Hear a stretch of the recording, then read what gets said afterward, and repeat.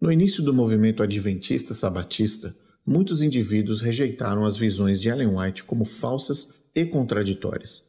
A própria Ellen White admitiu, em 1851, que suas visões incomodavam a muitos. No entanto, a primeira resistência organizada só começou em 1853. Naquela época, 2 ministros guardadores do sábado, C.P. Russell e H.S. Case, lideravam o trabalho na cidade de Jackson, em Michigan. O trabalho adventista estava expandindo em Michigan, mas os problemas com as visões de Ellen White também aumentavam.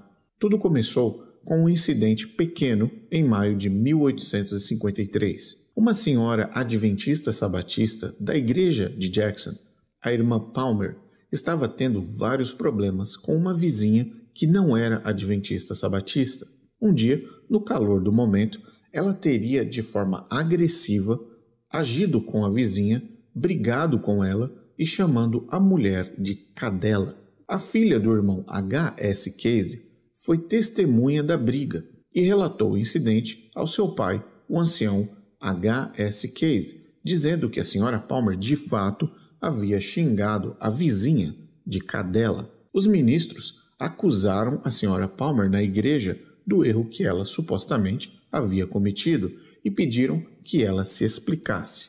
No entanto, a senhora Palmer negou o incidente e se recusou a revelar qual era o xingamento que ela tinha usado. Tiago White e Ellen White chegaram à cidade de Jackson na sexta-feira, 3 de junho, para uma reunião na igreja. Eles rapidamente ficaram sabendo que havia um problema na igreja sobre o tema com a senhora Palmer e a vizinha. Tanto Tiago White e Ellen White foram avisados com antecedência. Durante a reunião, Ellen White começou a entrar em transe. Tudo ficou escuro ao redor, as pessoas começaram a achar o ambiente estranho e ela teve uma visão sobre a senhora Palmer. E em seguida, ela a repreendeu, dizendo: "Vi que a irmã Palmer tinha sido orgulhosa e exaltada e que tinha sido mundana, que não possuía sentimentos corretos e um espírito correto em relação àqueles que não são crentes. Havia um sentimento de ódio em seu coração em relação a eles, e foram ditas palavras a seu respeito que jamais deveriam ter sido ditas." Nesse ponto, os anciãos Case e Russell ficaram satisfeitos com o resultado, que acreditavam ser justo. Eles afirmavam ter fé nas visões e incentivaram fortemente a irmã Palmer a confessar de uma vez por todas, mas ela permaneceu em silêncio. No dia seguinte, Ellen White caiu novamente em visão, na qual, supostamente, o seu guia espiritual, a entidade sobrenatural estranha, disse a ela: "Fui então apontada novamente para a irmã Palmer. Disse o anjo: isso não procede. Palavras foram ditas, mas não a que disseram que ela falou. Vi palavras ditas que estavam erradas, que não glorificariam a Deus, mas que eram frutos das insurreições do próprio eu. Mas as palavras que foram consideradas as mais pecaminosas, ela não as proferiu."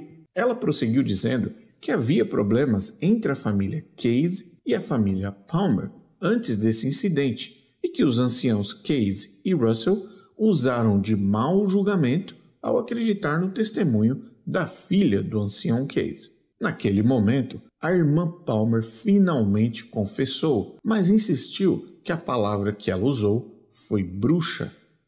Case e Russell ficaram obviamente confusos.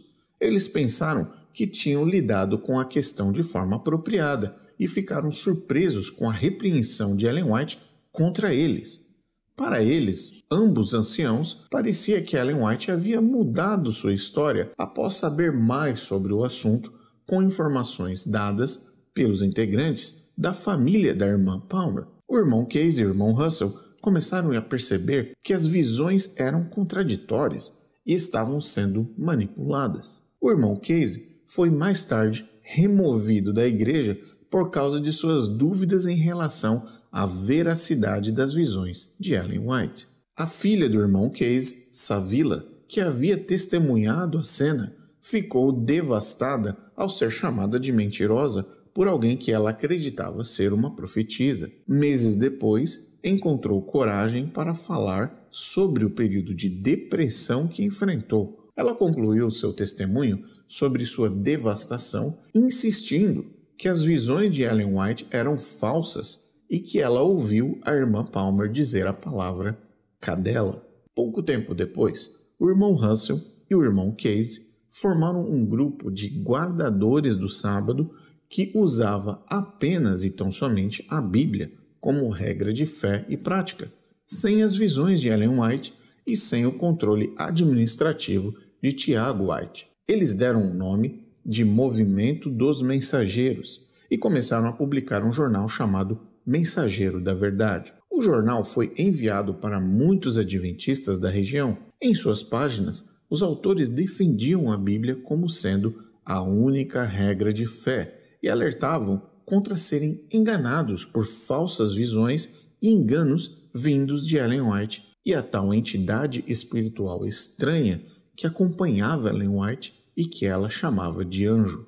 Depois que se posicionaram contra as visões, Ellen White enviou um testemunho alertando e ameaçando o movimento dos mensageiros de que estavam sob a reprovação de Deus e condenando seu egoísmo, suas línguas mentirosas e seus corações corruptos. No mesmo testemunho, Ellen White afirmou que o movimento não prejudicaria a causa de Deus, mas prejudicou a causa dela e do marido.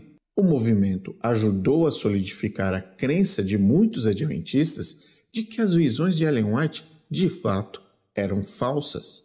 Os crentes em Ellen White responderam a essa crise se posicionando em batalha contra os supostos hereges que duvidaram de suas visões. Em toda a região, as visões de Ellen White tornaram-se um ponto de briga e conflito nas igrejas adventistas.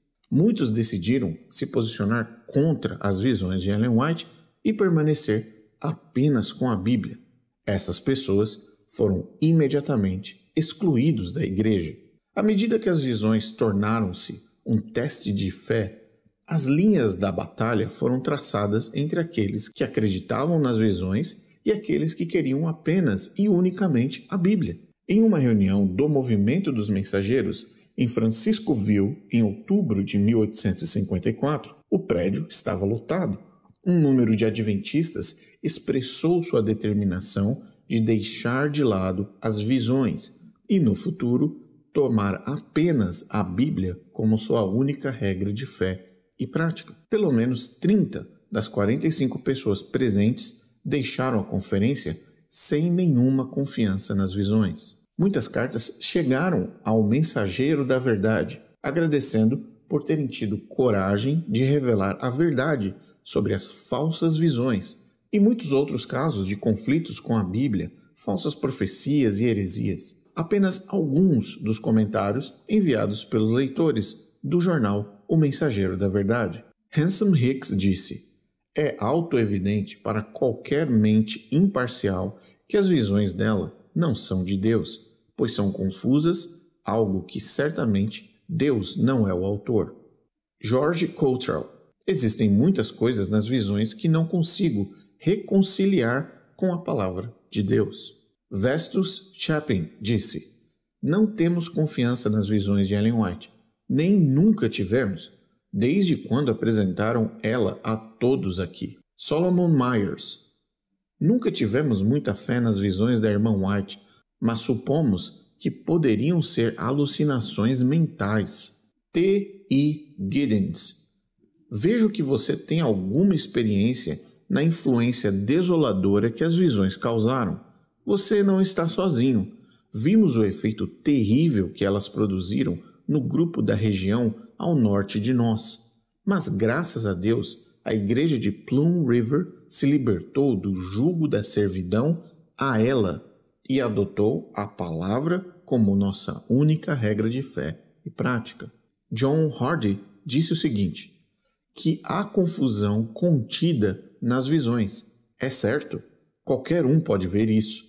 J.K. Bellows disse: "Quando abracei o sábado, senti-me um pouco favorável às visões, mas ao examiná-las, percebi que não concordavam nem com a Bíblia e nem entre elas mesmas. Algumas coisas nos foram apresentadas pelo irmão José Bates e outros, as quais não consegui reconciliar com a Bíblia. E quando eu insisti para que apresentassem evidências bíblicas, não puderam fazer. E diziam: Ellen viu que era assim, e eles acreditavam. Eu disse que eles davam mais valor às visões do que à palavra de Deus. Assim é, muitos deles estão levados pela ilusão. J. B. Bezo. Na segunda visão, Ellen White me condenou por algo que ela justificava correto na primeira visão. Eu tenho as visões impressas com o nome E. G. White anexado a elas. Ela confirmou a minha decisão em uma visão, dizendo que era certo eu fazer algo, e depois teve outra e me condenou pela mesma coisa. Oh, que confusão! Polly G. Pitts disse: Eu diria que, para mim, há coisas nas visões de Ellen White que contradizem a palavra de Deus. 19 pessoas assinaram um documento dizendo: Nós, abaixo assinados, membros da congregação Sylvan, não temos confiança nas visões de Ellen G. White. Não podemos ter comunhão com aqueles que deixaram a palavra de Deus e seguem visões vãs. Em outubro de 1855, Tiago White reagiu com raiva à sugestão de que as visões de sua esposa eram, enfim, um teste de fé. Ele escreveu a seguinte negação no jornal da igreja: Há uma classe de pessoas que está determinada a fazer com que o Review e seus diretores usem as visões de Ellen White como teste de doutrina e fé cristã. Pode ser nosso dever notar essas pessoas por causa do papel que estão atuando, o qual é calculado para enganar alguns. O que tem o Review a ver com as opiniões de Ellen White? Os sentimentos publicados em suas colunas são todos extraídos das Sagradas Escrituras. Nenhum escritor do Review jamais os usou como autoridade em qualquer ponto. O Review, há 5 anos, não publica nenhuma delas. Apesar das garantias de Tiago, essa postura não durou muito. Um mês depois, uma conferência foi realizada em Battle Creek, Michigan, para discutir os dons de Ellen White. Nessa conferência, adivinhe o que aconteceu? Tiago White foi destituído como editor do Review e Uriah Smith foi nomeado no seu lugar. Após 5 anos sem publicar as visões de Ellen White, sob a direção de Smith, a igreja começou a publicá-las novamente. Os líderes da conferência, então, publicaram uma rejeição das opiniões de Tiago White no Review. Devemos nos reconhecer sob a obrigação de nos submeter aos seus ensinamentos e ser corrigidos por suas advertências. Dizer que não são de Deus e ainda assim que não seremos testados por elas é dizer que a vontade de Deus não é a regra para os cristãos, o que é incoerente e absurdo. A partir de então, as visões de Ellen White tornaram-se um teste de fé para a Igreja Adventista do Sétimo Dia. Enquanto os líderes da seita estavam dispostos, sim, a apoiar pessoas que desconheciam as visões e esperavam plenamente que o seu povo, no futuro ou no decorrer do tempo, se familiarizasse e, eventualmente, aceitasse as visões. Veja o que J.N. Andrews escreveu. Para tais pessoas, consideramos que os dons do Espírito são claramente um teste. Não apenas Deus falou, mas eles tiveram a oportunidade de constatar esse fato e de conhecê-lo por si mesmos. Em todos esses casos, os dons espirituais são manifestamente um teste que não pode ser ignorado, exceto sob o risco de perdição eterna. Diferentemente de muitas outras denominações cristãs, a Igreja Adventista do Sétimo Dia exige a fé no dom de profecia como parte dos seus votos batismais. Você crê no ensinamento bíblico dos dons espirituais e crê que o dom de profecia é uma das marcas identificadoras da igreja remanescente? Veja nesse vídeo. Aceita o ensino bíblico dos dons espirituais e crê que o dom de profecia na pessoa de Ellen White é uma das características identificadoras da igreja remanescente? Sim. Que o dom de profecia na pessoa de Ellen White, é uma das características identificadoras da igreja remanescente? Sim. Qualquer pessoa familiar com a Igreja Adventista do Sétimo Dia sabe muito bem que dom de profecia se refere aos livros, às cartas, manuscritos, visões e profecias de Ellen White. O movimento dos mensageiros foi muito bem sucedido em afastar muitas pessoas da crença nas visões de Ellen White. Pelas cartas que chegaram ao jornal, parece que muitas pessoas já tinham suas próprias dúvidas sobre a suposta inspiração de Ellen White. Após alguns anos, a revista encerrou a sua publicação e, finalmente, a Igreja Adventista do Sétimo Dia se sentiu à vontade para endurecer ainda mais a posição de tornar a crença nos dons de Ellen White um teste de fé. Várias cópias do Mensageiro da Verdade estão disponíveis em formato digital. Confira na descrição desse vídeo ainda mais detalhes sobre as citações e fontes mencionadas nesse vídeo. Um abraço a todos e nos vemos no próximo.